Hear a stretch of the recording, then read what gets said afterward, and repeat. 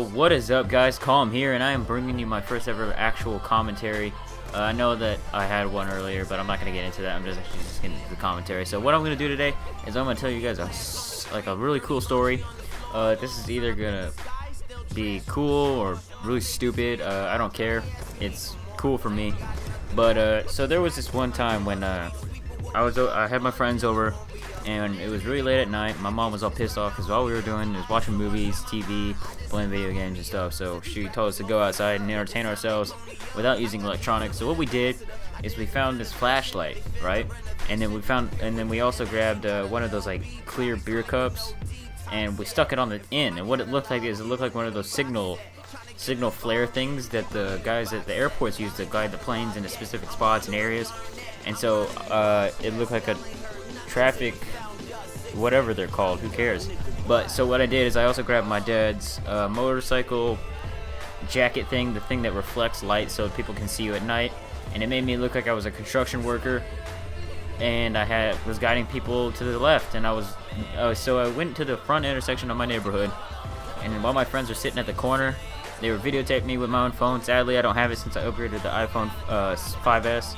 So I lost that, and I don't know where that phone is. But so what we did is I ran out to the middle of the street, and every time a car came by, I would signal it, and I would be like, "Hey, go left or go right or keep going straight." And the majority of them actually listened, and it was pretty funny because we would get the reaction. Sometimes they would stop and they'd ask me, "Hey, what's up?" And I would put this deep voice on. Remember, I was like maybe 14, 15 years old. Probably, yeah, 14 years old, and I had this squeaker voice. So I was sitting there trying to reenact a deep voice, like, "Hey, there's construction down the road, and we need you to go this other way." And they would buy it. They'd be like, "Oh, okay." And then they would drive off. Because, it was hard to tell who I was because of how dark it was at night. It was around, say, 10:30 to 11:30, somewhere around there.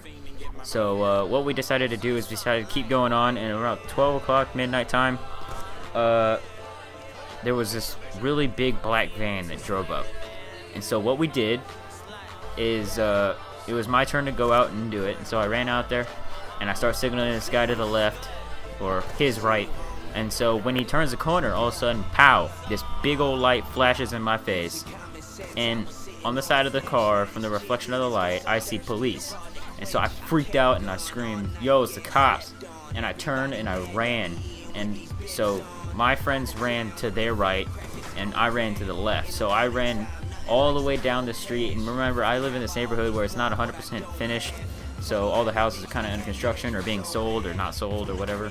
So I started jumping fences because I see that the cop turns around and starts chasing me because I was the actual one doing it. And so I jump into this neighbor's backyard, and I lay down behind the gate. And they have the spotlight. It's like 12 at night, so you can totally see where they are. And they're driving around. They're looking for me and whatnot. And I'm freaking out, right? Because, this is like I'm in a cop chase. Like, I'm running from the cops. And so I was running, and I was ducking down. And then when they got out of sight, or they went back around, I can't remember exactly, I decided to shut the gate, or open the gate, run out, and I ran all the way home. I just booked it.